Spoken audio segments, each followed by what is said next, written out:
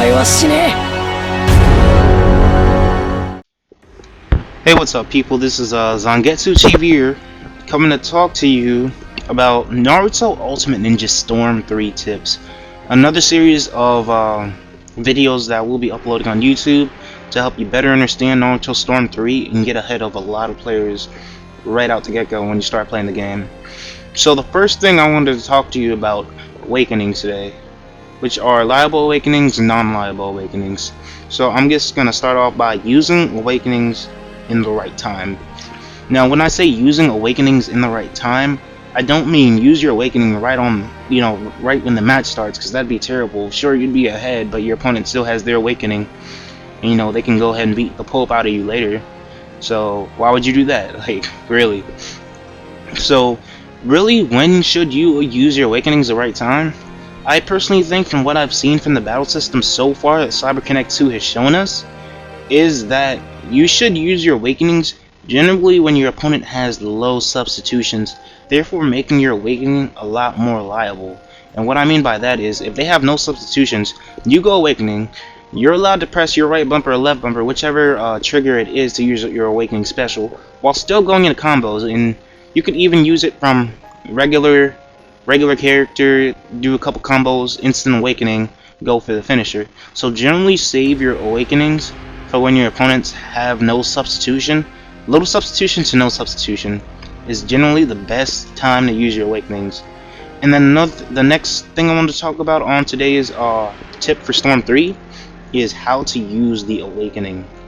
And generally I want to touch on awakenings like Itachi's awakening, Sasuke's awakening, awakenings that cause big amounts of volume on the field, which take up a lot of space.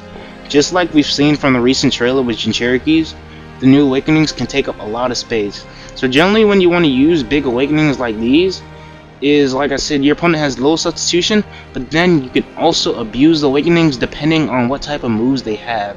So distant awakenings, where they can use special moves from the distance, better helps you catch your opponent off guard.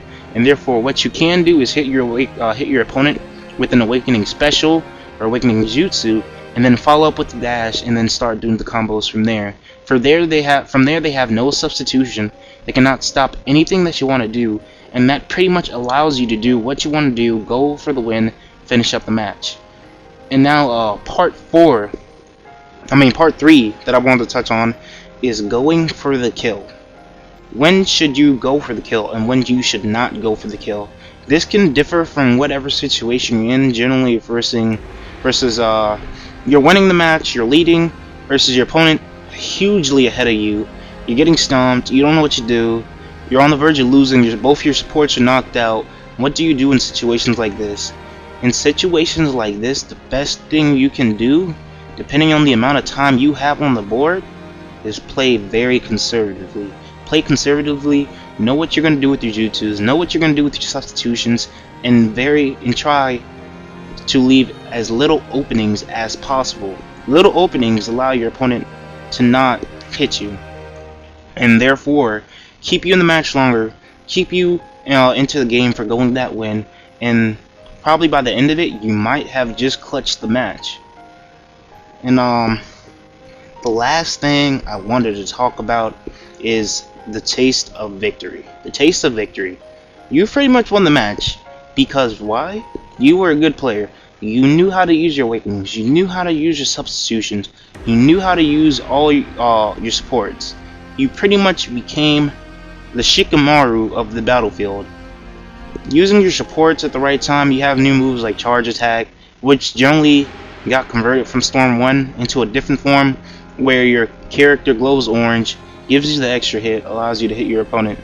And that's pretty much what I want to talk on today is awakenings, because awakenings have been a very big thing since Naruto Storm 1, but they have not been as useful as they are going to be in Naruto Storm 3 with the instant awakening. That gave the awakening mode a big overhaul for characters and gives a lot more room to pretty much advance where we have come now in the Naruto Storm video game competitively and casually.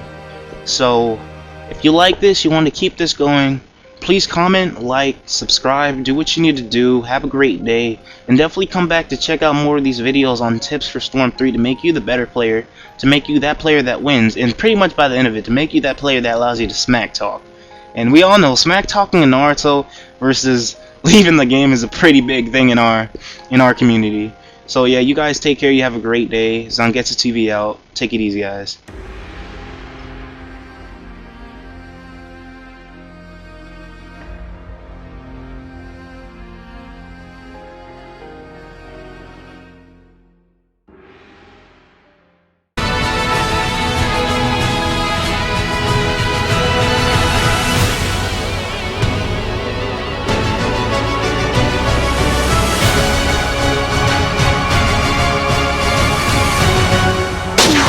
お前は死ねえ。